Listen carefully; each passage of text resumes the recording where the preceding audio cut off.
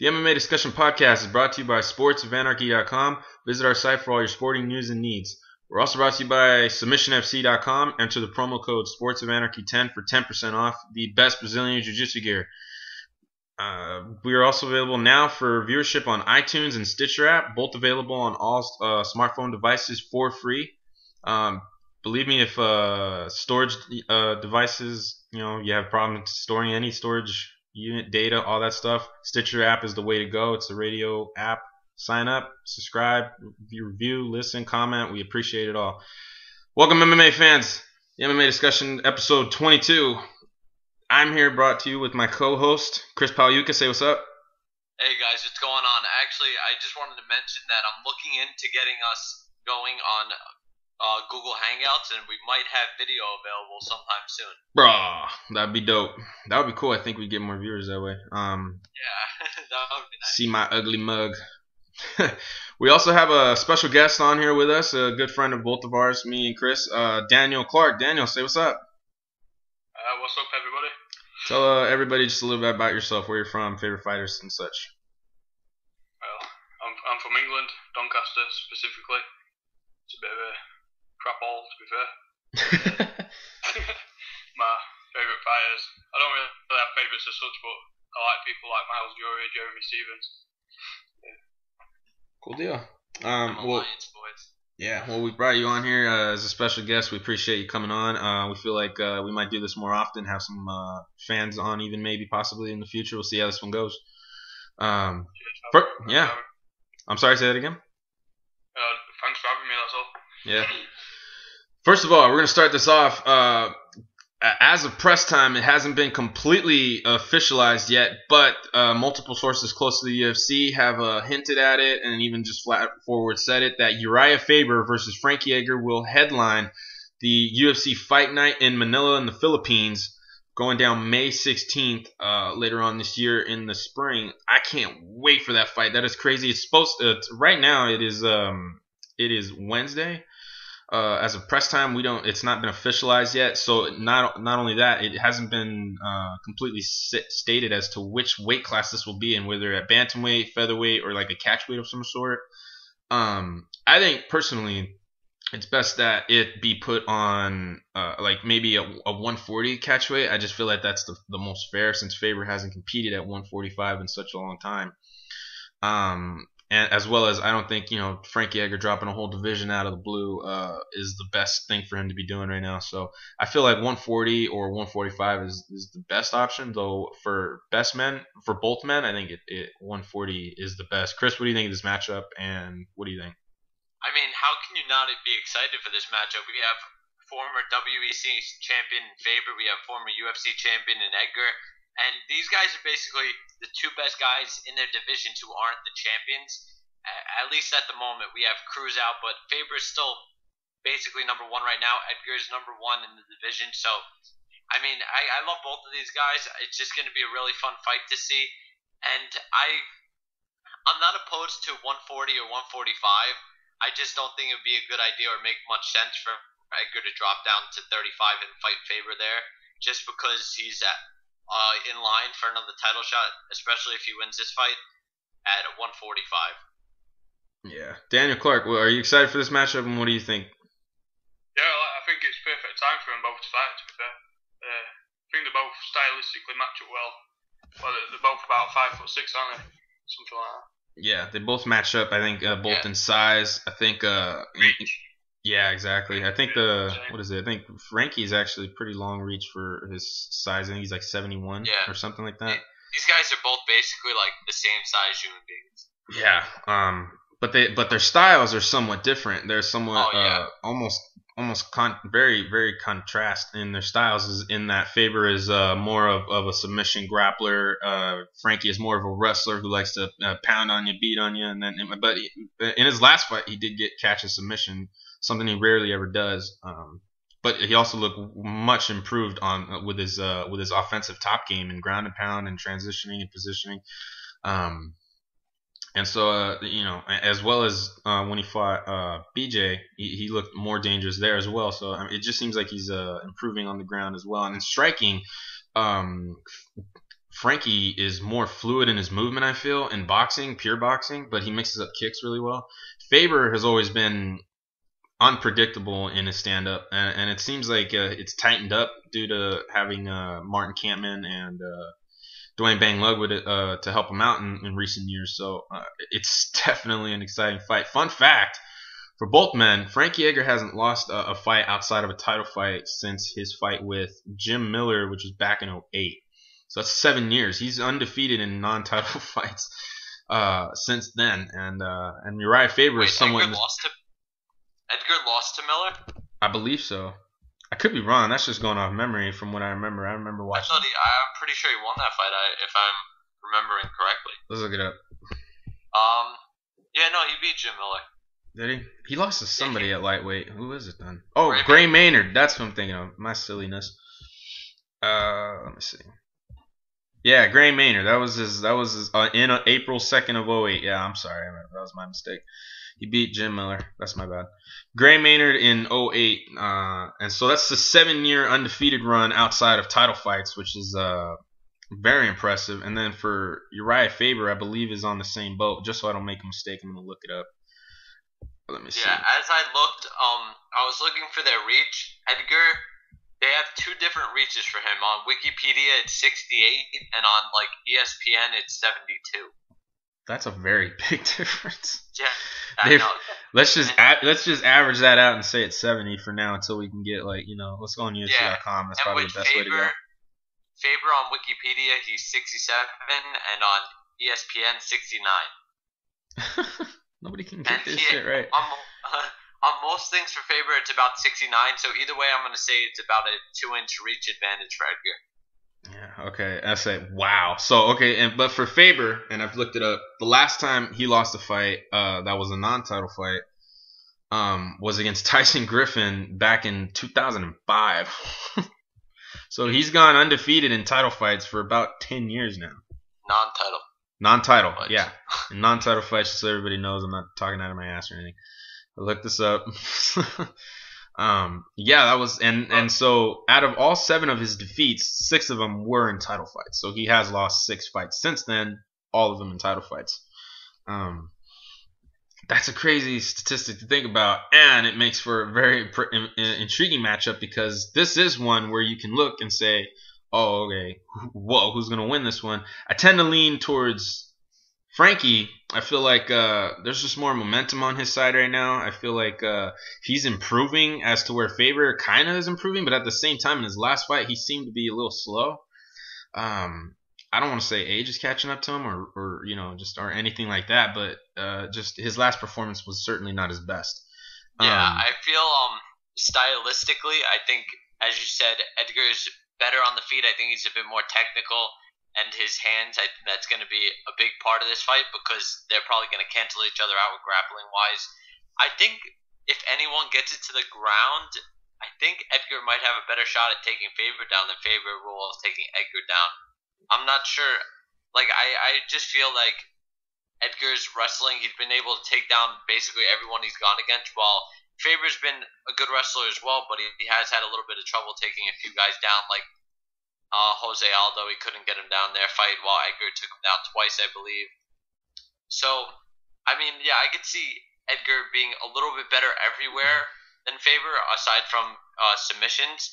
And as long as he doesn't get taken down or reversed and choked, I think he has a really good shot of winning this fight. And this fight is basically a super fight if you really think about it. I mean, it's as close to one as you can get without actually calling it a super fight. This is certainly one of those big money fights, and I'm excited for it. And I was calling for it at the beginning of this year. I'd love to see more of them, and we're getting some. I like it. I'm totally on board. Daniel, how do you see this fight going? I like Edgar. I've got to be honest. Pretty much what you said. It took words out of my mouth. I just see him beat it. I don't know. For me, I don't really see Faber posing that. I mean, he's amazing, but I don't see him posing that many problems for Edgar. Yeah, for me, I feel like Edgar is the more offensive wrestler. He especially this. He's able to change levels so much better than Faber. I feel Faber has never really figured out the timing of a takedown from the strike. I mean, he's done it. Sometimes he's had some success in that, but Edgar is way better at it. Being able to come in with combinations, get out of the way, not only get out of the way, but also find angles and getting a leg or finding the hips and getting a takedown. He's so much better at that than Faber, I feel. So yeah, as you were saying, Chris, I think it's almost much more obvious that Faber or that Edgar is more talented, I feel, in being able to get the fight to the ground. Sure, Faber has been able to get others to the ground. You're right. With the Aldo is probably the best example, but there are other guys who have been able to stifle Faber from getting a takedown, and not a lot of guys can stop Edgar. I can't think of many people who have been able to stop Edgar. Even BJ Penn, one of the best guys, even when he was champion, when they fought for the belt, Edgar was able to get PJ Penn to the ground multiple times. So it just shows how unpredictable in shooting for the takedown and changing levels, mixing it up, that Edgar is more so than Faber is. So yeah, that's why I lean more towards Frankie Edgar. That thus far right now, no official word on the weight class again, as we said. So like I said, I would prefer this be at 140. Clark, what weight class do you think that this would probably be best at? I think they do it at 145, to be honest. Yeah, I mean, I feel like 140, 145 is the best. 140 to be fair for both men. I think 145 is the most likely. Probably, because if Faber loses at 45, it doesn't really change much. But if Edgar loses outside of 45, it could affect the division a lot more. Well, how so? Also, I feel like if he lost that 145 to Faber, it would affect him getting a title shot much. Oh no, more. I said it would affect Edgar if he lost, but I mean, if he lost at 35 or if he lost at 40, I mean, if he lost at 45, yeah, that would suck too. But Faber could always move up if he wanted to because Dillashaw's champ now. But if Faber would have, I don't know, I have my words jumbled up a little bit, but I think it's most likely going to happen at 145. Yeah, I kind of get that sense that it might. I just feel like 140 is the best because whoever loses, it won't affect them too much in the standings. Because like say Faber and Edgar does happen at 145 and Faber wins, that does a lot to affect Frankie. Because I honestly feel like he's next for the title here. I think he could have done. He could have just sat out and waited for McGregor and Aldo, and his name just is makes the most sense. But also at the same time, you never know what can happen from now until July, which is when that fight's going to happen, McGregor and Aldo. So you never know how much the division and the landscape can change. So it's good that he's staying busy, and it's the best case scenario that he's taking this fight. So. Yeah, and considering if Aldo were to lose, he would likely get a rematch against Conor. So yeah, that would lame, put it off longer, and it would be pointless for him to wait around. Exactly. So a best case scenario going on here, big money fight. I don't. The thing that I worry about though is it is going to be in Manila in the Philippines, which leads me to believe that this might be a Fight Pass card. Not that I have a problem with it. I have Fight Pass, but we all hear from fans all the time that talk about Fight Pass sucking and not having it and not wanting it and never using it. And if there's ever the time to get your subscription going, this would be the fight to do it for. I feel so. Big bargaining chip on the UFC's part to get you to get their Fight Pass. No matter what, I'll watch it. But yeah, it would have been nicer for it to be on TV than on Fight Pass. Yeah, I mean, we don't know that yet, but you're probably right there. And I think we should move on to some unfortunate news. Yeah, we will. Hector Lombard testing positive for a steroid that people seem to be confusing for what's the drug again? DMT? Dimethyltryptamine. Yeah, that. And that's not what this is. I've been talking to fans just this morning of people telling me, why is he getting popped for DMT? What's he doing that for? Or I didn't even know that you could get popped for that, or da-da-da-da. And it's not that. It's the drug he got popped for is desoxymethyltestosterone, which is steroid. In the steroid world is nicknamed DMT.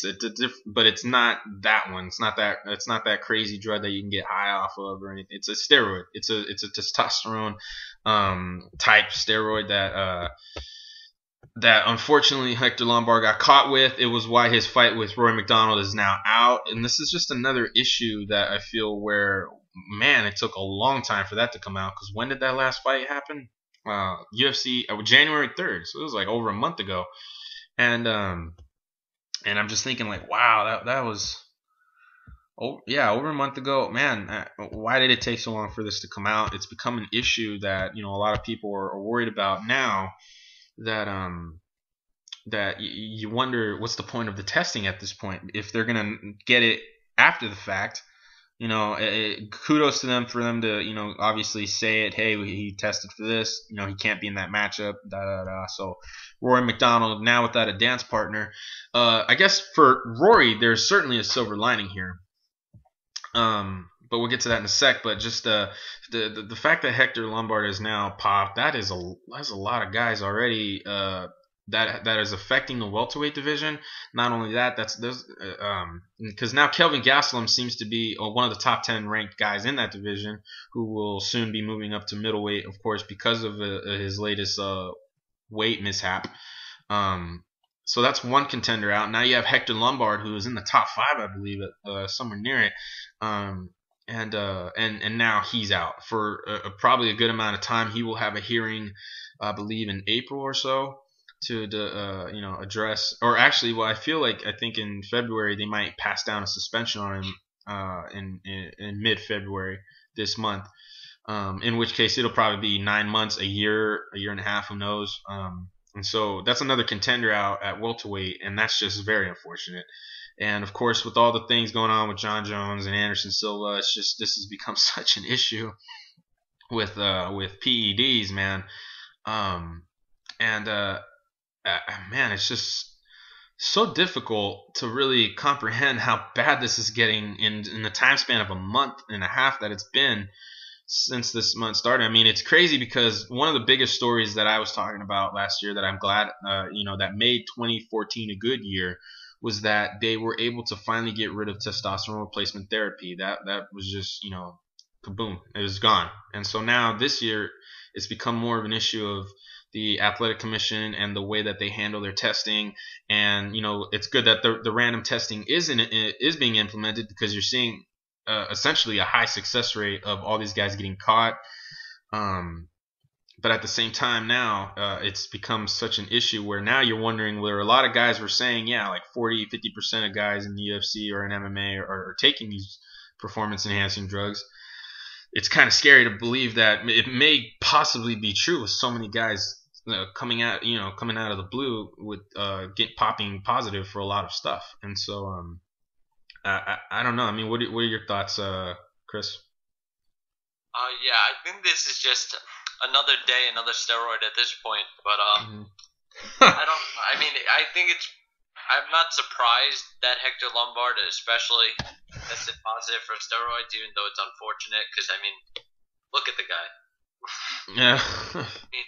No normal human being, even athletes, really look like that. It's very rare, at least, and I'm not too surprised by it. Neither are a lot of other people. I think it's unfortunate because it takes away a contender out of a division that most of the top guys have already fought each other, and it needed new blood. It also takes away from a title shot that Hector could have had if he beat Rory McDonald, which is very possible. And now I think it does play out well for Rory because he could get the next title shot like he was supposed to get, and I think he deserves, against Robbie Lawler, which was put off because, of course, they were going to book Lawler versus Hendricks, but then Lawler wanted to wait, and they booked Hendricks versus Brown, and they had McDonald versus Lombard already booked. So I think it's very possible that Rory get a shot, which is really good. And I think it's obvious that PEDs are a real problem in this sport. A lot of guys are getting caught now, and I think it's a problem that they didn't announce it until a month later. What's the point? If you're doing tests, that was the test after the fight. Yes, post-fight. Which it was a post-fight test.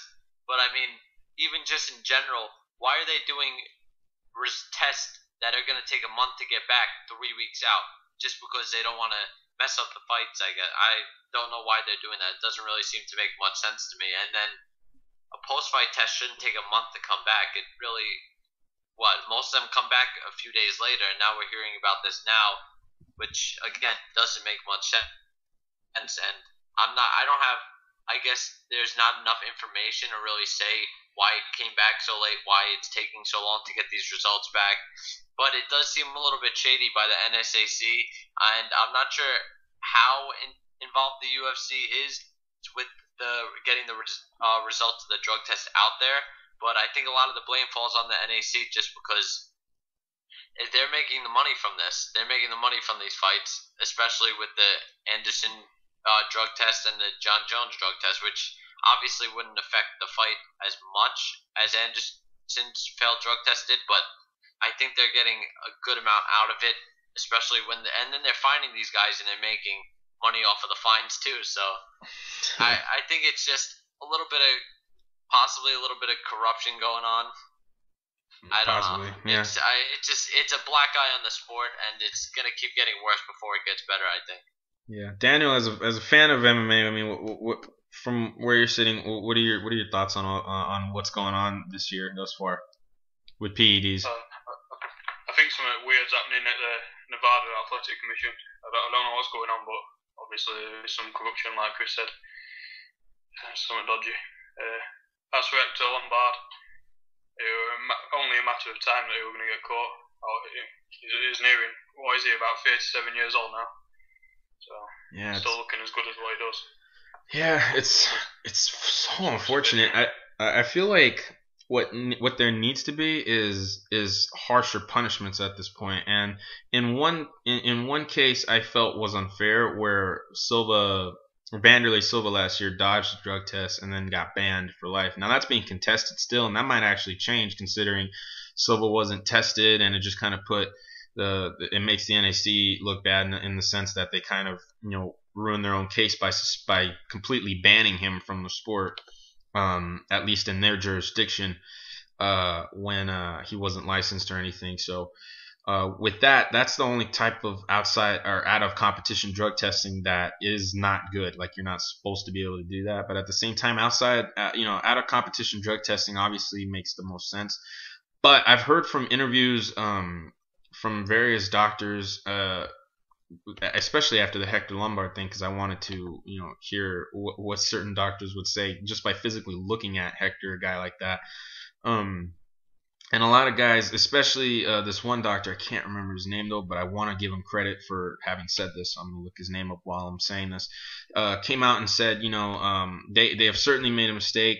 The John Jones test that could have easily come out before the John Jones fight.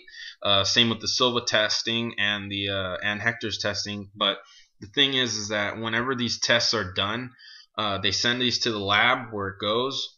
They're specialists to where they, test these urine and blood samples, and they don't test them more than 2 or 3 times, so at max. But the crazy thing is that when they're testing these, they don't test them and see like a name on them. There's just numbers on these vials of blood and urine that they test for drugs, and so there's never any kind of date set to where they want them back. But I feel like that's exactly what they need to be doing. They need to go to these labs and say, hey, look, we have an event. All the fighters on the event have taken these drug tests. I need you to test them, and we need them back with at least 2 weeks before this event. You know what I mean? Because imagine something does pop up in there. They want to be able to say, hey, this is the sample that was that popped for this, and this. They let the commission know. The commission finds out who it is. The commission tells the UFC, and the UFC can react accordingly, because then you just kind of put the UFC in a bad position if you find it out 2 days prior or something like that. You know what I mean? And I feel like at the same time there also need to be harsher punishments for guys that get caught, because you kind of get what Hector is going to get, a year or 9 months or something like that, and a fine. Now that's all well and good, but at the same time you got to kind of make some guys more scared of it. Guys that have popped before, if they popped again, then you kind of give them 2 years and a crazy fine. Because it's within their own jurisdiction to make it. And then even if a fighter wants to contest it in the sense that, I shouldn't be suspended that long, or, I shouldn't be fined this much, they would still have to put in money and time to fight it and this and that and the other. And then you just find out at the end of it, it was never worth it. You know what I mean? It was never worth it Yeah. to do it. You spent all this money to defend yourself. And then you find out, and then you lose anyway because it's within the commission's jurisdiction to set their own policy on how they fine and punish fighters that do this. And I think Yeah, it I should be think a little the more harsher. You know I what I think mean? the UFC needs to get a little bit more involved here. I think they need to. They were gonna do all the out of competition drug testing for all the athletes, but then they decided not to. I think they should have went along with that because I think it would be very helpful and improving the sport. Because yes, it's gonna cost a lot of money, but it's worth it. Because I mean, if you want to catch these guys and you want to clean up the sport, you got to do that. You But have to see, have, that's where you sit down and wonder, do they even want to catch these guys anymore? Now they probably get a little worried. How many guys are doing this? Oh, Is yeah. it really an issue? Is it such an issue that it's going to cost us so much financially and so much in the popularity poll and as a sport in total? Because you say, yeah, it's good to be able to catch these guys, but at the same time, each time that somebody gets caught, it seems that the morale of the sport, I guess you could say, just dwindles down a lot. And like I said, I think it is a good thing that they catch these guys. But at the same time, you feel like, oh, I mean, what's the point of watching if all these guys are popping? Da da da da da. It's such a very very fine line that I feel like at the same time, it's up to the commission to really, not just up to the commission. I do agree that the UFC should be involved. I do agree that there should be more strenuous testing and that they should be on board with everything that the athletic commission has been doing as far as doing out of competition testing, so long as they're licensed. The UFC gets involved outside of the U.S. with the commissions, like in whenever they go outside of the U.S. or Canada and there are no commissions. The UFC is basically the commission. They sanction all the fights. They get all the exactly refs and everything like that. I think they have to be more involved, and I think they can be more involved in administering out of competition drug tests if they want to be looked at as a mainstream sport, as they've been claiming. We're a mainstream sport, blah blah. If they want to be looked at that way, they have to do the other things that all the other mainstream sports are doing, which includes testing. And they also have to get more involved when a guy, they have to make these guys scared of testing positive, scared of taking steroids. They have to, if a guy tests positive, they have to include a fine. They have to be strict about this, so the guys aren't like, oh, okay, so what? If I pop positive, I might not get caught, and if I do get caught, I'm going to be out for 9 months. Daniel, what do you think, if any ideas you would have to improve this situation at all, if at all? I mean, I can't expect too much of an answer, but it's because we're all kind of with our hands in our pockets here. Yeah, I'm just rubbing my forehead thinking, I'm not too sure. What can they do? Yeah, it's such a difficult conundrum we're in because each move, there are positives and negatives to each and every move that come forward. Because catching all these guys is a good thing, but then you're also thinking like, wow, this is so many guys getting caught. A good thing, like I said, my idea is just much more harsher punishment. It's within the commission's power to be able to essentially change up or edit these punishments to fit to fit more harshly. I do not feel that this is my own opinion. I don't and I doubt that the NAC would ever come up with this on their own to that depending on the drug, like if it's a PED or testosterone up the root, like with John Fitch is another one of these names that has come out recently and pop positive for a very high levels of testosterone, not PEDs as what many people have come to believe, though it might have been because of PEDs that his testosterone was so high, but it was because of high testosterone that he got popped. For guys that get popped more than once, I think that there should be like a punishment where you get fined an insane amount to where the next time you fight might not even cover it all. Like I remember saying that when John Jones got fined 25 G's from a $500,000 disclosed payout, I thought that was kind of silly. That's not a lot for him. You know what I mean? For depending on the status of your paycheck, or how much you make or your contract or something like that should be mirrored onto how your punishment is should you pop positive for any kind of performance enhancing drug or testosterone levels in that fight. So say like John Jones got that 500 G's for that Daniel Cormier fight, only got $25,000 paid. Now for your average fighter, I know that that's a lot. Like say somebody that just comes into the UFC probably doesn't even make that much unless they get like a fight night bonus. You know what I mean? And then even if they pop, they don't even get the fight night bonus. So I think that fines like those are good for the guys that are in the mid-level to even close signing, because then they think, oh man, if I what's the point of fighting for the UFC if I'm gonna pop and then I gotta give up all of my check and more. You know what I mean? I feel like it would really put such a fast stop to that at the lower bottom, and then at the top barrel, I feel like there should be tiers, just like there will be when the Reebok deal comes out, to how much you get fined. And I think that there should be tiers. Like if for the champion, you get charged the most if you pop positive, and then if you're like in the top 5, you get popped the second most, and just work your way down more and more. Daniel, you were gonna say something? Yeah, I was just gonna say maybe structure it as if you're the main event, you get fined more. If you're the co-main event, obviously you get fined more than whoever was on the prelims.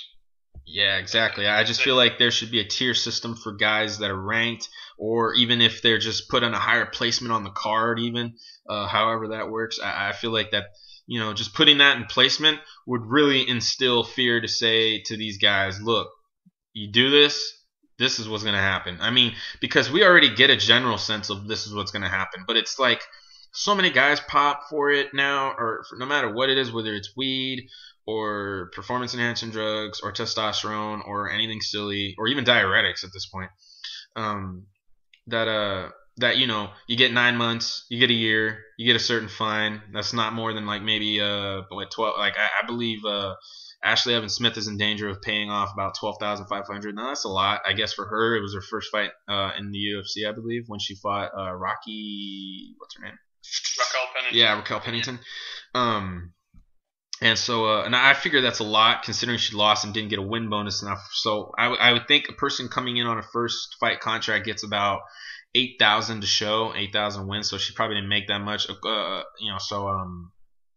That is a fair fine, I feel, or something around along those lines. That and 20,000. Even though I don't agree that diuretics should have been the reason she got popped, but if there is any performance enhancing supplements in it, then I would agree on it. But I have to research that more, so, and we will moving forward, because she also in mid-February will get a hearing done to just talk about what her punishment will be and all that and such.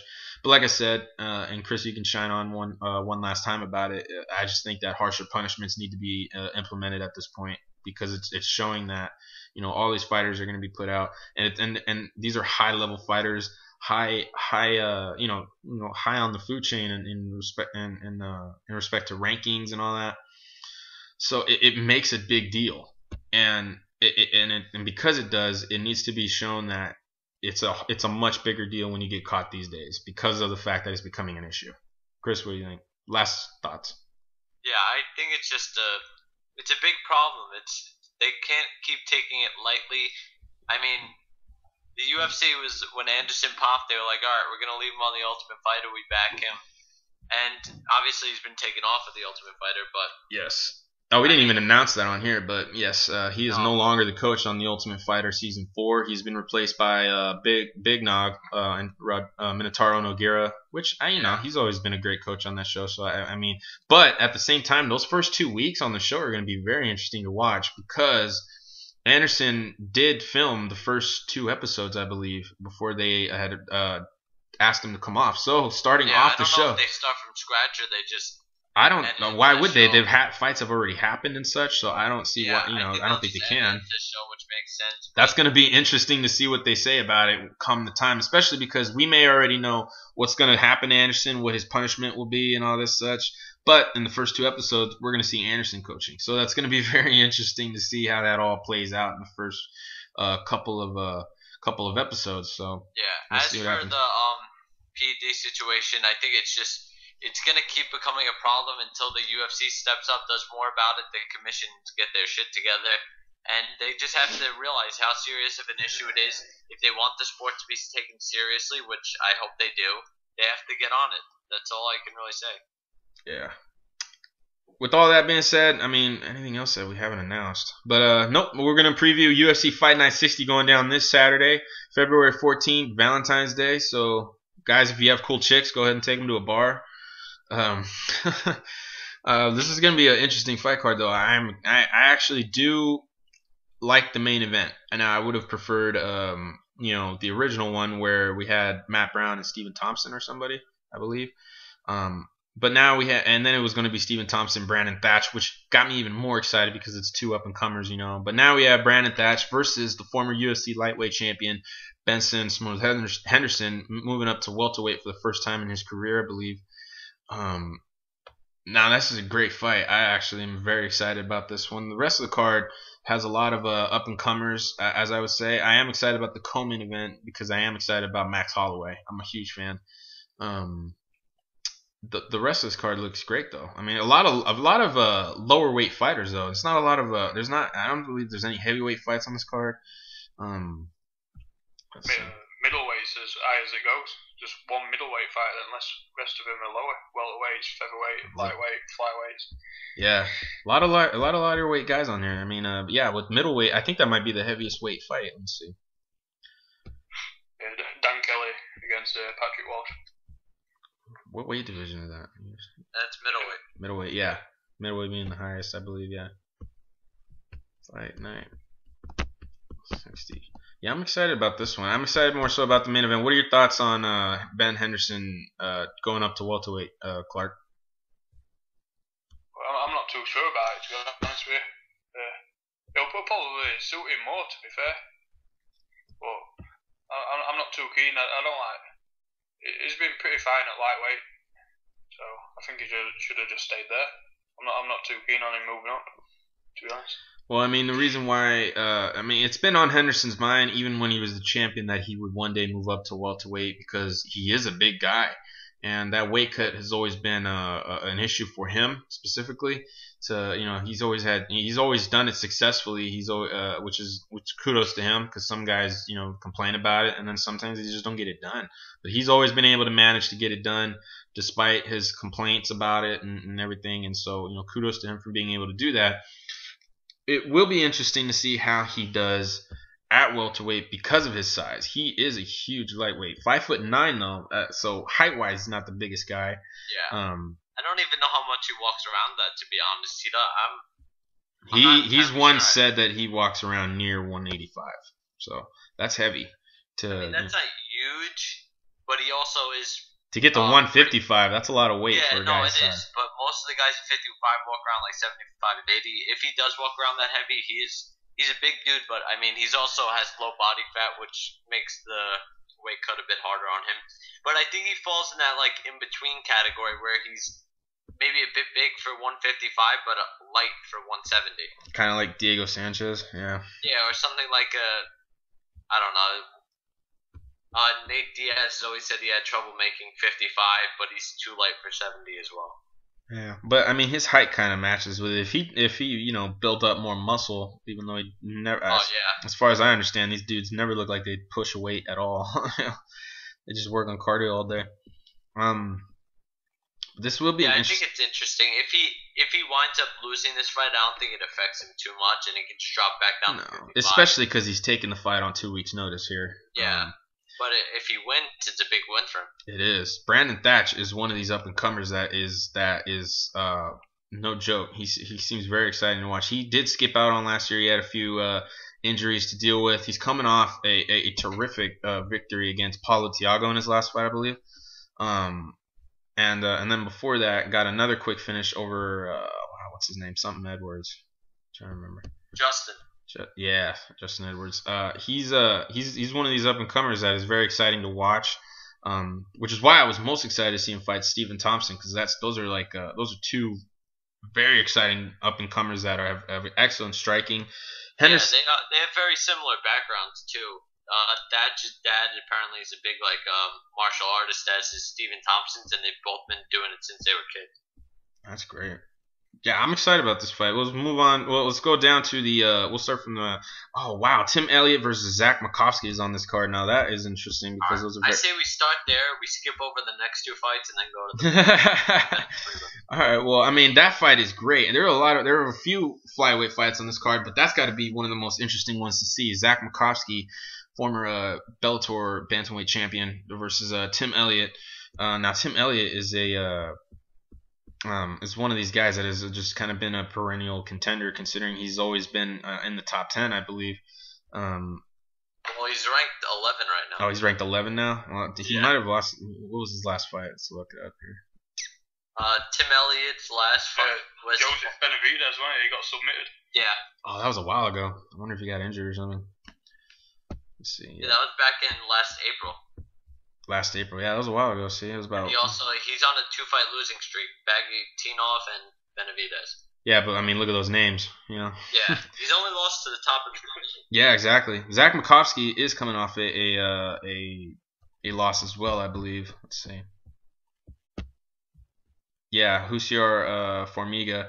Now, Husiar is another top-ranked guy, but I guess with as very few guys as there are, these guys in the bottom of the top ranked guys in the UFC are losing to all the top 5. You know what I mean? Like Formiga or Pickett or Ian or Lineker or Bagatinov or Dodson even Moraga. Moraga has also found some success taking on some of the guys trying to be up and comers as well. So it's kind of really why flyweight has always had such an issue. I don't like that this is so far down the card. It's kind of bugging me, especially with all these guys. Say that again. I probably would have had it maybe even headlining the prelims. Yeah, exactly. What's the headliner of the prelims is Nick Lentz versus Levon Makashvili. Yeah, Levon Makashvili. I love that name. That's the guy you were giving us a shout out to in the last podcast, and so good luck to him. Nobody likes Nick Lentz, so Nick Lentz is just one of these dudes, man, who he seems to not talk a lot, but when he does, it's just annoying. Yeah. All right, let's get into Makovsky. Well, I think Makovsky is one of these wrestlers, man, that's got such a great grappling style, grappling background, especially. He's hung in there with guys like Joe Warren before, and he had great success in Bellator. Plus, even in grappling, he's very well known. He's won many renowned championships in grappling, such as the Fort Lauderdale men's grappling world championships. He won gold in that tournament. He's also won gold and medaled in other competitions in just men's grappling before. So he's a force to mess with on the ground. I feel like against the cage as well, he's going to be dangerous, especially for a guy like Tim Elliott. Tim Elliott has succumbed to grapplers, of course, in the past. But Tim Elliott, he definitely has a wild style in striking. He's very high paced. He's got great cardio, from what I can see. So, I mean, if he can just create a pace to where Makovsky can't match, I feel like Elliott could possibly out-cardio the guy. Especially if he's able to, implement a high-volume pace where he's landing a lot, getting away from the grappling, keep it standing, make Makovsky come forward, make him work, tire him out. I feel like he could definitely find a decision or a late finish there. Daniel, what do you think? I like Makovsky. Probably by decision. I think it's a battle of gatekeepers, to be honest. Pal Hugo, what do you think? Yeah, I think one of these guys, the winner of this fight, could be on the come up. I feel like Elliott, if he wins, not as much so because he is on the 2-fight losing streak, even though it's to 2 of the top guys in the division. But Makovsky's only loss in the UFC has been to Husiar Formiga. He was 2-0, and he beat Jorgensen and Sampo, which are solid wins. And I feel like he's just a guy who he has a shot at least building himself up a little bit more, just because that's his only loss. It's not like he got completely dominated by Formiga, and Formiga is also a guy who's in the top 5 of the division. So I feel like Makovsky is going to be able to take Elliott down work from the top a lot. I feel like there's going to be a lot of scrambles in this fight, and I think Makovsky's wrestling will probably get it done for him here. Yeah, I mean, while I broke it down in saying why Tim Elliott can win, you guys are explaining why Zach can win, and I kind of am on your side there. I do feel like Zach Makovsky's grappling will be too much. I've just kind of stated what it takes for Tim to win, and I think that's it. He's got to really avoid the grappling of Makovsky to win this fight. He's got to keep it standing. He's got to keep it high paced. And he seems really good at that. I mean, he can take a punch too, Kenny Elliott. So I believe that no matter what Makovsky does throw at him on the feet, he'll be able to stay alive in there throughout all 3 rounds. So yeah, I do see Makovsky winning this 3 rounds in. With that, we'll move on. I actually am interested in Rodrigo de Lima versus Efrain Escudero. Before we get to that, I also just want to mention that Makovsky's never been finished by knockout or TKO, so that also played into his favor. Yeah. So this would be a very tough fight to see a finish, but it could also end up being an exciting fight, especially because of the way flyweights fight. They're always exciting. So if their finish does happen, it would be surprising, though I would see it coming from Tim Elliott's end more so than Zach's. Yeah.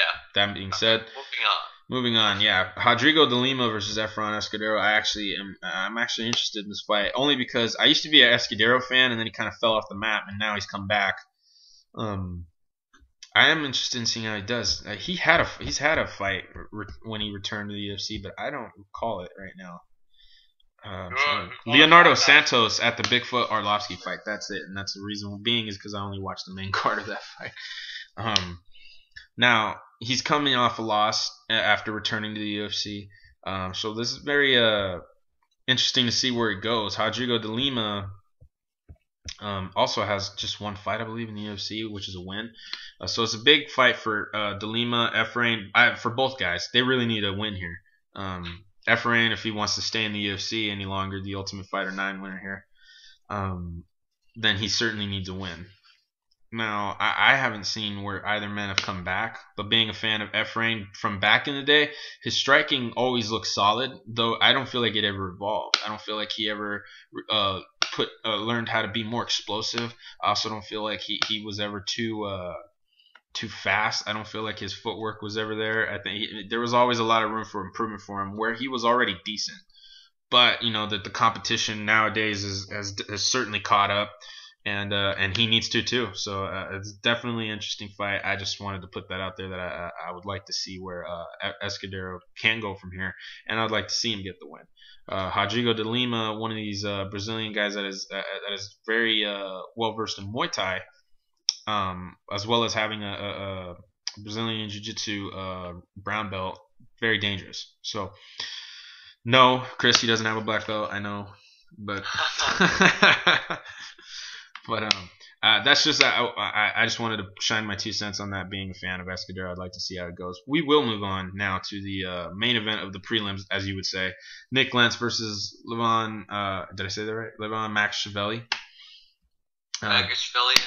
Yeah, sure. Please comment on that one. You know more about your boy than I do. So. All right. So the real place I'm worried about for Levon is just by getting grapple effed by Nick Lentz. That's where I'm really just worried about him. Because Nick Lentz he's a solid wrestler. Unless he's facing another wrestler, he's usually able to get the fight to the mat, especially since moving to 45. And I'm pretty sure his only loss at 45 has been to Chad Mendes since moving down. So if Levon's able to keep the fight on the feet, if he's able to keep Lentz off him, I think he wins this fight. But that's if he can keep it on the feet, which I don't know. I want to say he can. He has good wrestling. He has good defensive wrestling, and he has good offensive wrestling. But I'm not sure if it's better than Lentz's. And I also think he's going to be the smaller guy going in there because Lentz is a pretty big guy for 145. So I'm not entirely sure if he can keep Lentz off him for 3 rounds, but I'm hoping he can. If he can keep it on the feet, I could see him winning this fight for sure. I gotta go with Levon. I gotta go with Levon just because he's my boy. He trains. He comes over to the gym every once in a while, so I gotta go with Levon. But I think there's a good chance of Lentz winning this fight by decision. Lame. Daniel, any thoughts on this fight at all? I just think Lentz decision all day long. All day long. It's as simple as that. Simple. All right, we'll move on to the main card. Ray Borg versus Chris Kalades. Kalades. We'll go with that one.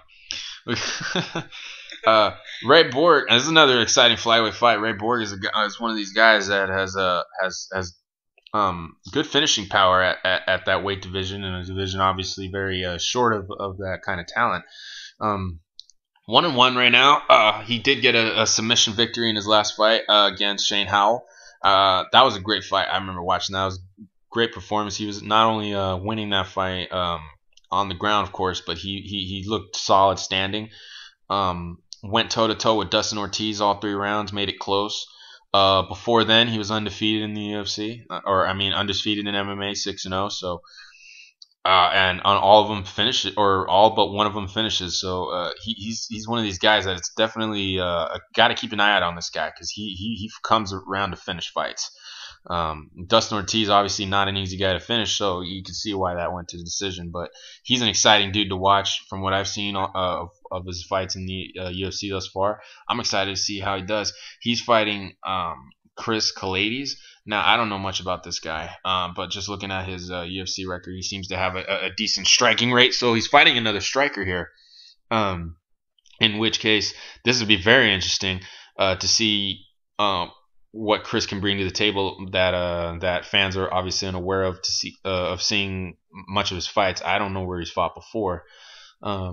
But with that being said, I got to go with Ray Borg here. He seems like a very dangerous fighter for flyweight. To have only 2 of 9 fights in your MMA career as a flyweight all be finishes, that's very impressive to me. So with that being said, I got to go with Ray Borg. Probably finishes this fight in the 2nd round. Daniel, what do you think? Exactly the same as you. Submission, 2nd round, Ray Borg. Oh, submission. All right. What about you, Chris? All right. So one thing I'm curious about before I actually get into what I think is going to happen in this fight is why this fight is the opener for the main card, and the Makovsky Elliott fight is the opener. No respect, son. The flyweight division just gets no respect. Yeah, but they're both flyweights. Yeah, but probably because Ray Borg is a more exciting fighter, I would think. Yeah, and so as for Kalades, I don't really know much about him. He did come into the UFC and beat Patrick Houlihan, which I remember watching that fight. It's a pretty impressive win for him. And because it's Houlihan, these Irish fighters have certainly become names to watch. I remember Houlihan won an exciting victory in the first Ireland card. Yeah, and he recently won on the Boston card. Yeah. So he's been pretty good in his loss. He did lose to Kalades, even though that's really all I know about the guy. And then for Ray Borg, he's looked excellent. His only loss in his career was a split decision to Dustin Ortiz, who's one of the top guys in the division. So I'm going to have to go with Borg. He seems to like those 2nd round submissions, so I'm going to agree with you guys. Give it to him by submission. I think TKO, but we'll go with submission. Yeah. I see this fight because of Chris being the fighter that it says that he is here, being well known for his striking. I would think that this would maybe stay on the feet unless Borg decides to take it to the ground himself. But I'd like to see how Borg does standing with another striker, and maybe he might, be the better striker. So that's just me. And Borg's one of those alliance guys, so I gotta love the alliance. Oh yeah, definitely. We'll move on to the next one. I want to say Michael, but Michael Prazeres versus Kevin Lee. Now I know Kevin Lee. I do not know about Michael Prazeres. Kevin Lee being certainly a newbie in the UFC thus far. He's only 2-1. Coming off a victory over John Tuck. Now John Tuck is a big win, I feel, because John is one of these up and comers that had a big following. His only loss being the Ala and Quinta, I believe, right? Am I wrong? Yes. I gotta look this up. Let's see. Yeah, he lost to Ala. John Tuck, Jesse Rose. Yep, lost to Ala and Quinta in his debut at UFC 169. He almost got heel hooked, and then he wound up losing the decision. Oh wow. Yeah, I remember that fight. UFC 169 last year in February. So now he's been around a year. He's gotten some time to get some momentum going. We'll look at Michael Prazeres because I honestly don't know anything about him. He's a Brazilian fighter. Prazeres, he recently is coming off a win over Mairbek Taisimov, and he lost to Paulo Thiago back in 2013. He hasn't fought in about a year, so that could hurt him. Could hurt him. We'll see. I mean, I know more about Kevin Lee. Being able to hang in there with Ally Quinta for 3 rounds is impressive. Yeah, also they have a mutual opponent in Jesse Ronson, who they both beat by split decision. Well, this should be interesting. This is a very close matchup. I feel. Let's see what it is that Michael is more known for here. Same trade over team. He has 8 submission wins, 9 decision, and 1 knockout win. Yeah. And Kevin Lee's a wrestler. I think in this fight, I think Lee can control the pace of the fight where it goes. On the feet, I think he's a little bit better, and then he can take the fight down. So, this is very interesting. Prazeres has been. How old is he? He's 31. But it says he's been fighting since 2000. So that's 15. So 17, he's been fighting since he was 16 years old. Yeah. He fought at 16 and got a win in a Vale Tudo promotion, and then didn't fight for 3 years later when he was 19, and then started his career from there. Got 3 wins in 03, a win in 04, 1 win in 05. So then he was like steadily fighting, like barely, like once or twice a year. The experience here. Yeah, but it's kind of weird how his fights are kind of very stretched out. Like he'd fight. Yeah. Like he fought once in 04, once in 05, twice in 06, but then fought 4 times in 07, one time in 08, and didn't fight in 09, fought 1 time in 2010. And hasn't fought in a year, so yeah, that is a little odd, but he definitely has the experience over Kevin Lee, who's only been fighting since 2012. Yeah, that's true, but it's very odd that, for a guy who's been fighting since he was 16, that he would spread all of his fights out like that. I mean, maybe it's healthier for him, but it seems that the gym he trains at is his own. So I would think, if it's his own gym, he's got a lot to offer as an instructor. So maybe his jiu-jitsu game is. I'm going to assume he's a black belt in Brazilian. For Clark, who may not get it, Clark, we had a funny joke going on in the show where Chris Pagliuca just assumed that every Brazilian that ever fights in the UFC is a black belt in Brazilian jiu-jitsu. I said John Lineker was a black belt. He turned out to be a blue belt, but I just assumed. Oh man! Hey, he tried to make you seem smart. I remember in that fight with McCall, he almost got him in a guillotine choke. That fight was crazy. Yeah. Just going back to the Lee Prazeres fight, I'm gonna pick Kevin Lee by decision. Just go ahead. I think I'll go with Prazeres. I gotta think that a guy who's been around he's even been involved in the sport for that long, has something to offer that we haven't seen, or that we have seen, but not in a very long time. So I'm gonna go with Prazeres. I think he might pull out a submission here. Yeah, it's possible. I just think Lee is a solid up and comer, and I think he'll get the win. Yeah, a guy who has his own gym has something to offer, and I would think at this point in his career, facing somebody. Yeah, well, yeah, I feel like he may come out looking very savvy on the ground, and I believe that he'll have a lot to offer that we don't see too much from guys around that level of the game right now. Daniel, what do you think? I'm going with the young gun, Kevin Lee. The young gun. He takes it by probably split decision. All right then. Prazeres better be working that guard. All right, we'll see. I got Prazeres. We'll see how it goes. I'm gonna call you back on this one, Pag. All right. Dan Kelly versus Patrick Walsh, the heaviest fight on the card at middleweight. I'm gonna go ahead and let Daniel start this one off. See what he thinks. I know that Dan Kelly is an Australian guy. I know you're not Australian, but I just wanted to see what your thoughts are on a guy who's thus far finished every fight other than one in his career thus far. He was 9-0 or 8-0. I'm sorry. It seems like his submissions more than anything. Mm-hmm. But, I don't know too much about either guy. I've got to be perfectly honest with you. It's a tough one. He's actually competed in the Olympics in judo since 2000. That is crazy. Yeah, he's an old dude too. Yeah, he did much better in the 2000 games where he competed in judo, got 9th place.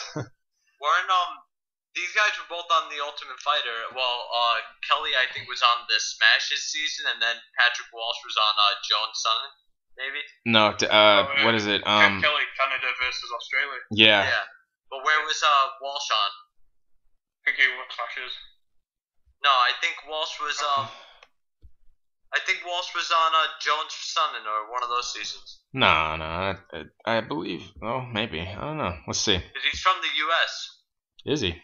Maybe then. Yeah, maybe. I gotta. I don't know. I would love to see another judo guy come up to form here, but he's certainly got to be able to mix in a lot of other decent styles to mix in with judo, because judo by itself is already hard enough to do in MMA as it is. Guys like what's his name? There's that guy in Bellator, and I can't remember, or he was in Bellator. He's not anymore. Rick Hans, who who came in with powerful boxing and then utilized it to set up great judo. And Rick Hans is one of those guys, and I would think that he'd also need to be. He's undefeated, so despite his lack of success in the Olympics, even though he's constantly tried, which kudos to him. To be undefeated right now at 8-0 is impressive in itself, especially with all but one being a finish. Is definitely gonna be interesting. So I would like to see him go in there and utilize that judo again. And I feel like with all these being submissions, he's really savvy on the ground. I think he'll be able to find a way to get it to the ground and maybe get a late finish in the third round, I'd say. Sorry to interrupt, but Patrick Walsh is from season 19 of The Ultimate Fighter, which explains why no one remembers it, because that season was pretty horrible. Which season was that? That was Frankie Edgar, BJ Penn, correct? Yeah. So, as I remember watching, Walsh is a pretty good striker. He's decent on the feet. He's nothing really that special. And as for Kelly on smashes, he's a good grappler. I know he's a bit older and he has some injury problems, but I could definitely see him getting some. Actually, just looking at his shirt dog, I have to mention this. His first win was by TKO, and the result is thrown from the ring. What the? Wait. Dan Kelly or Patrick Walsh? Dan Kelly. Wait a minute. I gotta look up YouTube to see if that's there. TKO, thrown from the ring. Just before. Wait a minute. Okay. Have you seen Ross Dallow. Okay. Wait. We're gonna look this up, and if that is the case, if you're watching this on YouTube, fight fans, I will add the video of this to the YouTube if I can find it. Let's see if I can find it. What's Dan Kelly and what? Give me his name again. The opponent. Ross Dallow. Dan. Have you seen the time? 2006, and then he didn't have another fight till 2012. Yeah. It's a bit weird. Thrown from the ring. That must be the most legit looking judo throw you'll ever see in your life. Dan. Yeah, I don't know. Well, Ross what? Ross Dallow. Dallow.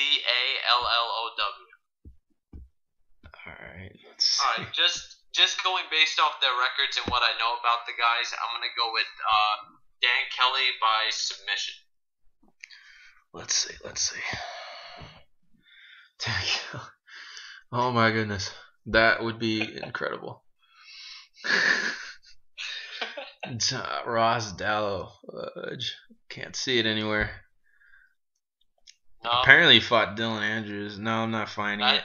If I do find it, it will be added to the page. It will be key marked, and we will find it. If I can, I will add it to the YouTube version of the podcast for anybody that wants to see that. That's a real shame that you can't find that. Well, I mean, I'm looking for it right now out of the blue. Very unfortunate. Fudge, yeah. Yeah, I'm going Dan Kelly, rear naked choke. I'm good. I'll go with probably an armbar round 3.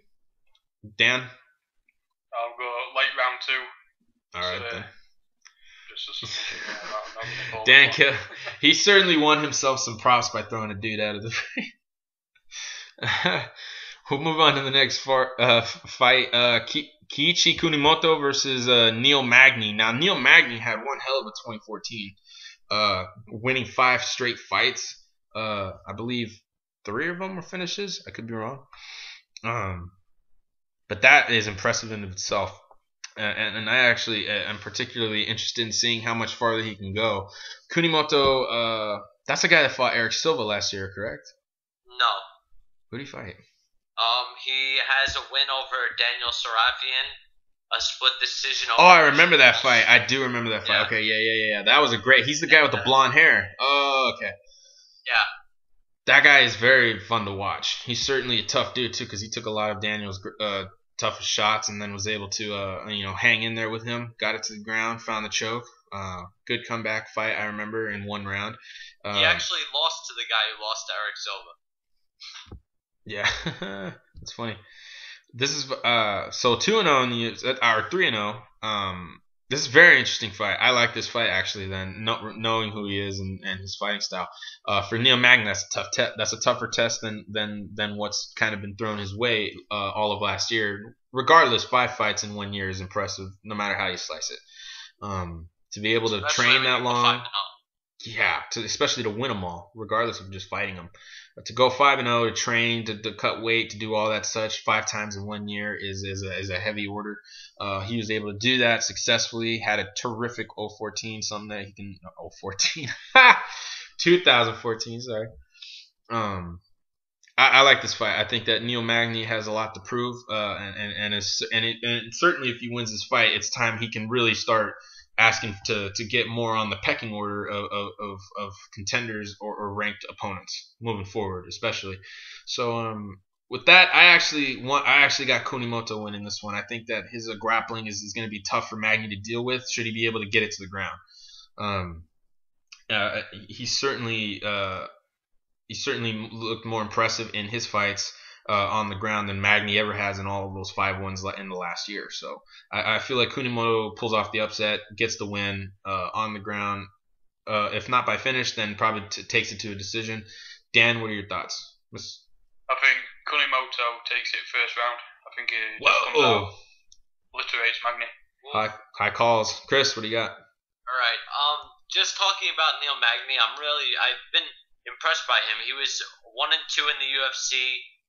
After he had a win over John Manley and then lost twice in 2013, and then 2014 was his year. He beat some impressive guys too. I mean, he had a win over Alex Garcia, who was a big up and comer. Tim Means is no slouch. So I think he's gonna come out. I think he's looked improved on the feet too. If no one's noticed that really, he has been improved on the feet. But I think he's gonna be able to take Kunimoto down, hold him there for a good amount of the fight, and take a decision as well. All right, cool deal. I like this fight. I think this will end up being an exciting fight. I really do. We'll move on to the co-main event, which is, if not next to the main event, the fight I'm most excited to see: Cole Miller versus Max Holloway. Now, I'm excited to see Cole Miller come back. I've always been a fan of his, but Max Holloway has made me an even bigger fan of his. He also had a terrific 2014, winning 4 fights, all by finishes last year. A very heavy load to take, especially for a kid his age, but he came through with it, won all 4 fights, finished all 4 fights, and has seemingly improved so much in the stand-up. I love it.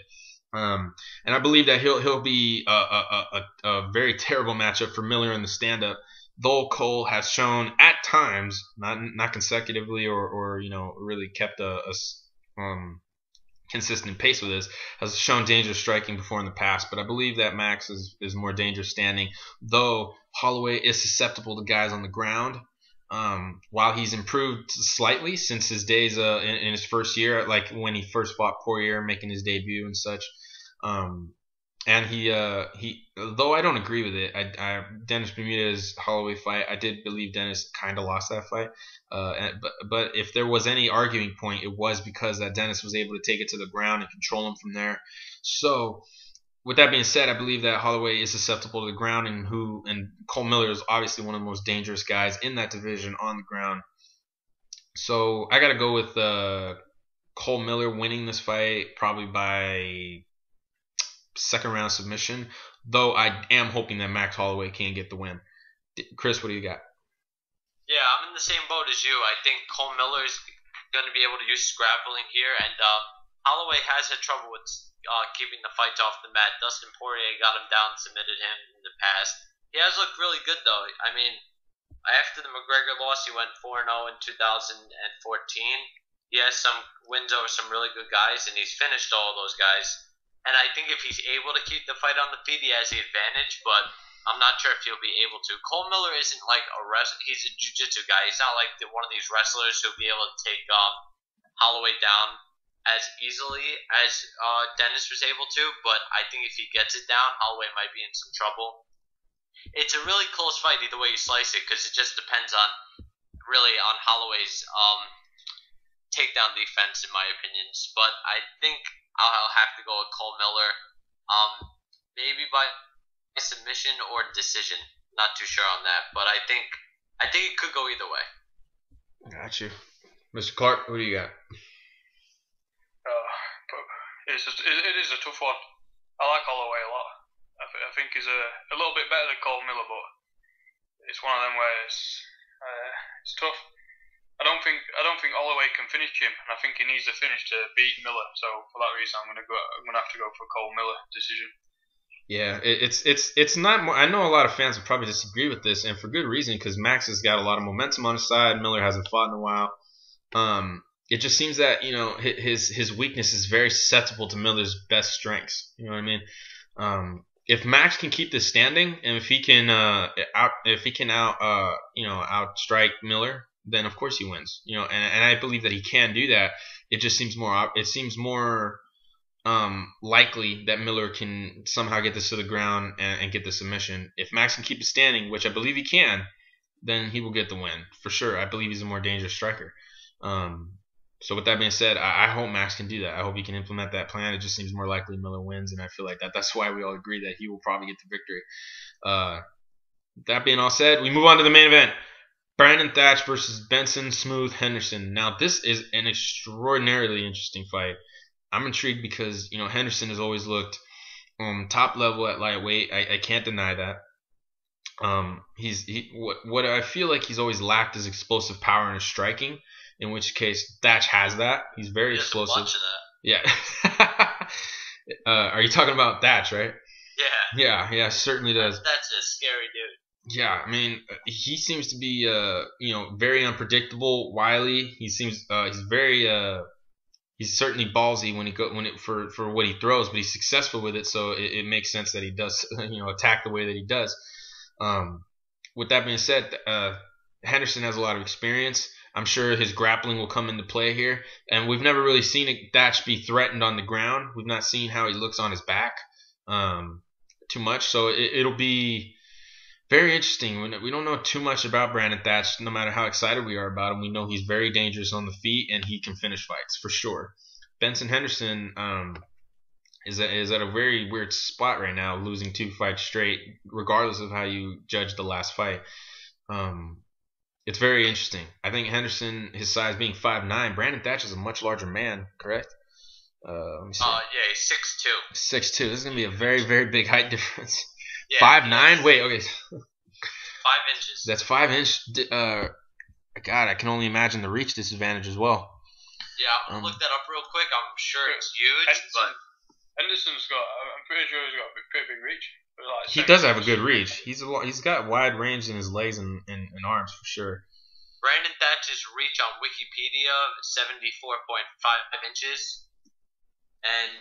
And then SureDog says he has like an 80 inch reach. Tapology says 74.5 too. Okay, cool. We'll go with that. And then this is for Thatch or Brandon or Benson. Brandon Thatch. Brandon. Oh, okay. 74.5 inch reach, and then Benson I'll look up. Yeah. Well, I believe Benson has a 74 as well. I could Benson Henderson's reach on Wikipedia 70 inches, ESPN 70 inches. Oh, okay. Well, yeah, he's certainly got the reach. Well, then that just shows you that Henderson's got a lot to worry about on the stand-up. Doesn't mean he can't get on the inside. A lot of guys are good at it, but it's got to be up to Thatch to be able to utilize his distance correctly, and Benson to be able to close the distance, as well as I really would love it if he utilized leg kicks more. I mean, in his last fight with Cerrone, he was utilizing them really well, but he's got powerful kicks as well. So I feel like he needs to throw some more to the body, and really mix it up with his kicks. For as powerful as his legs are, I know he uses them more so for explosiveness in his wrestling and his takedowns. But I really should, mix up his kickboxing more, and I think that he'd be able to hold his own standing with him if he trained for that in this fight. Though of course not a lot of room to train for this fight, so we might not see that. So I think that holds a very high advantage in the striking, and I think Henderson holds a strong advantage in the grappling because we've not seen much of that from Thatch, and we've not seen how he is defensively on his back. And this is a 5-round fight, so remember that. And Henderson's of course more experienced in 5-round fights. I believe this is Brandon Thatch's first. So there's a lot of key points here that are in the corner of both fighters. You know what I mean? So Thatch, of course, being the bigger guy, doesn't mean he's the stronger man. Doesn't mean that he'll be able to implement the space like he'd want to, in like say against the cage, where Benson would look for a takedown or for strikes. Although, of course, he has looked dangerous there as well. So, I mean, Benson would still need to be careful there. This is such a hard fight to call now that we're really breaking it down. I don't know.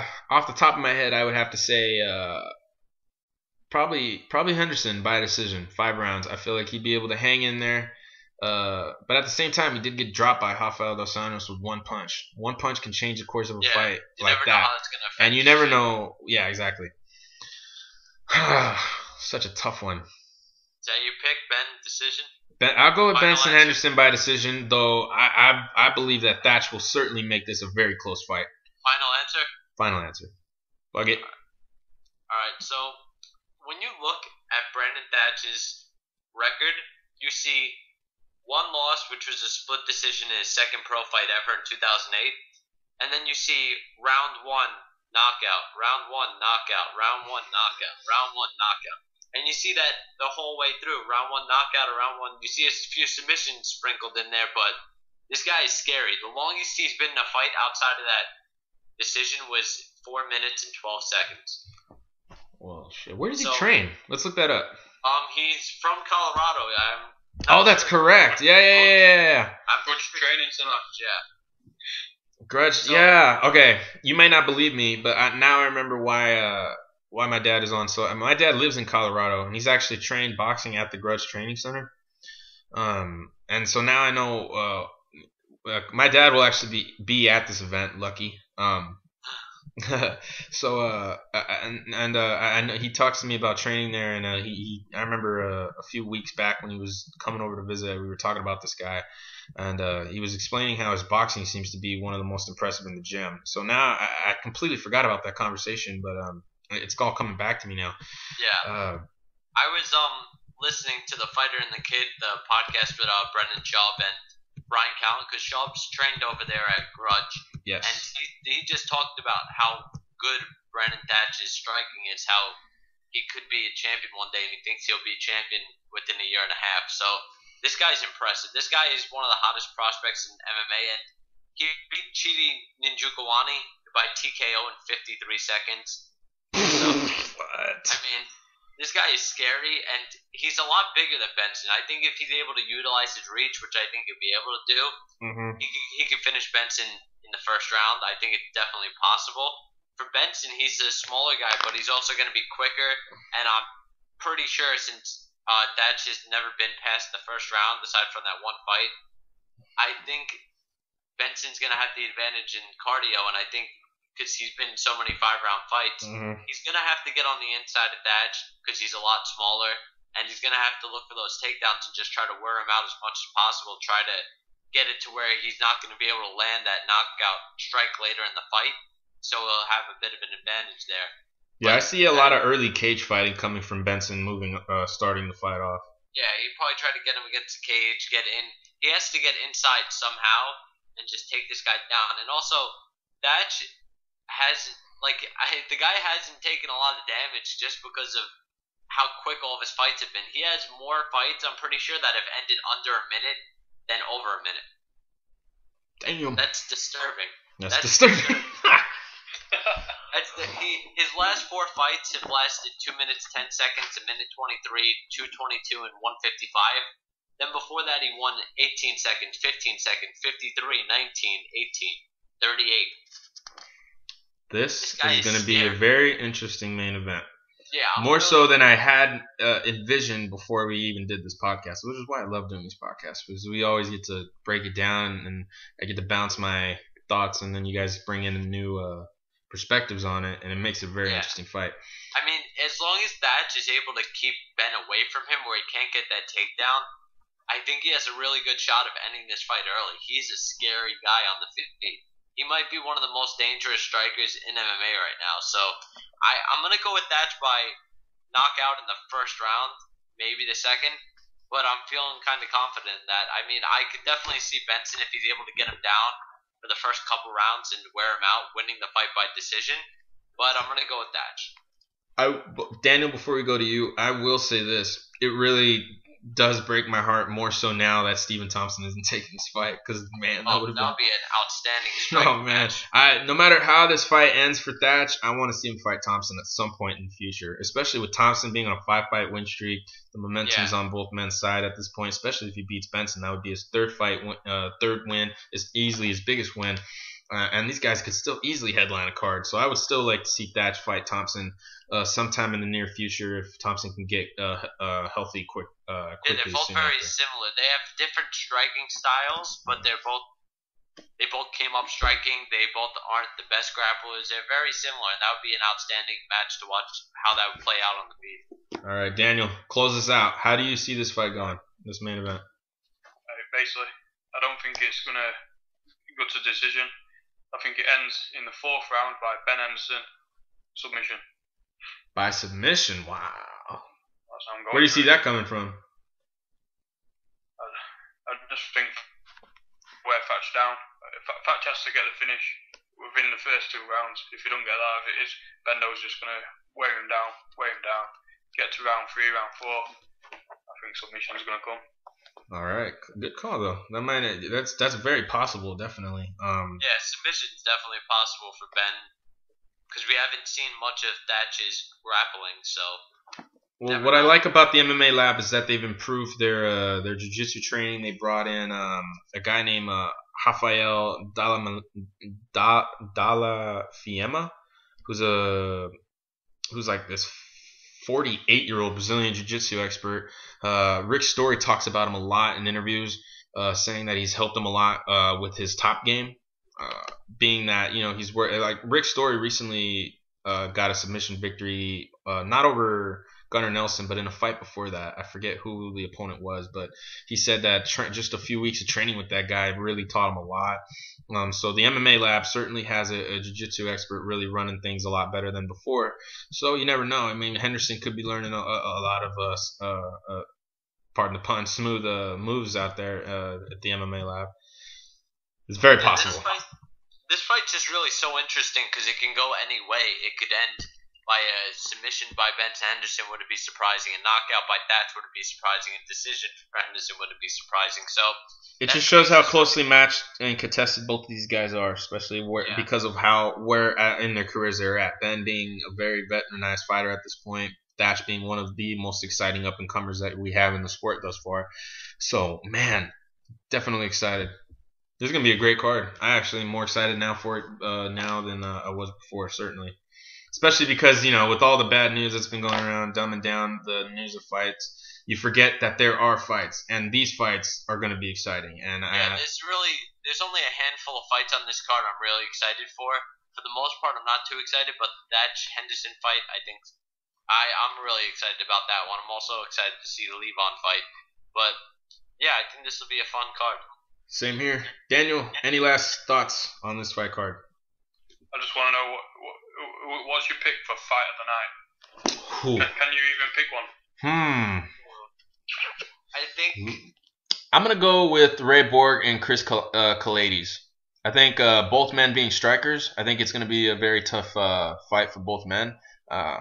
Especially both coming up and comers. They both got a lot to prove. Guys like that always bring it to the nth degree, especially against each other. I think it'll make for an exciting fight. Although it could also make for a quick fight, which then would kind of take away the fight of the night. But it could also get performance of the night. So it's either between that or the main event for me. Yeah, I was thinking it's possible for Makovsky-Elliott, but I also think Makovsky is going to do a lot of wrestling. So I'm going to go with Holloway-Miller. That's not a bad pick. What about you, Clark? No, because I think there's going to be a lot of scrambles in that fight, too. Yeah. Clark, what it's about real you? tough. I like Skelly versus Aylas early on, featherweight fight. I think that might be a surprise package. All Jim right. Elders versus Chaz Skelly. Yeah. We skipped over that fight because Yes, we I did. really don't know much about it. I don't know much about him either. Do you, Clark? Because if you do, please enlighten us. Not a great deal. I just think they're both gamers, basically. They'll just go for it from the off. All right, then. Yeah, this is definitely going to be an exciting card. Fight fans, it's going down this Saturday, February 14th. If you're single, you should definitely watch this fight. It's going to be a great fight card. I'm excited. You should be too. With everything going on, it's good to finally get a fight card coming along to get us back excited and to show us why we're excited about the sport. So I hope this card delivers. Guys, we all know Valentine's Day isn't a real holiday. Just go watch the fights. What he said. It'll be okay. I love my girl, but she's gonna watch these fights with me. She better. If she loves me, I feel it should be a good trade-off. This is going to be a great fight card, fans. Watch it. Please, if you haven't already, please subscribe on iTunes or Stitcher app. If, like I said earlier, saving data on your phone is storage data on your phone is a hassle right now. Get the Stitcher app. It's only like a couple megabytes. You'll be fine. And yeah, guys. Make sure to rate and review the podcast as well on Stitcher and iTunes just because it helps out a lot. It gets the podcast a little bit noticed a little bit more. And, we're looking to grow this year, so... My Twitter handle, at Nick the Phantom, Chris Pagliuca, at Chris Pagliuca. Spell your name, dude. ChrisPagliuca. And you can also find me on Sports of Anarchy. The Twitter handle is at Sports of Anarchy. Of course. And of course, fight fans, please, if you haven't already, spread the word. MMA Discussion is on Facebook again for anybody that doesn't know. We've actually seen a lot of pickup on traffic since adding Chris Pagliuca as an admin. For those of you that don't know, he is an MMA Discussion admin now. So since we never made that an actual announcement, now everybody knows. For anybody that listens, please. Some interesting discussions on there. Of course, yeah, we've had a lot of good ones, and hope you keep bringing in the traffic like you have thus far. So we appreciate you, fight fans. Again, Dan, we really want to thank you for coming on. Where can people find you? Yes. Just get at me on Twitter at 18 Daniel Clark. Thanks for having me, lads. Cheers. Appreciate you, man. We love having you on. Definitely like getting more perspectives, especially from fans. So if at any point we have I'm sorry, go ahead, Chris. I say he's welcome to come on at any time. Of course, let us know. We'll have you on at any time. We appreciate you, fight fans. Watch the fight cards this weekend. Get excited. MMA is gonna make a comeback. I know it's a dark time, but we got good times coming up real soon. We appreciate you. Love you. Everybody sign off. All right. Thanks again, guys, for listening.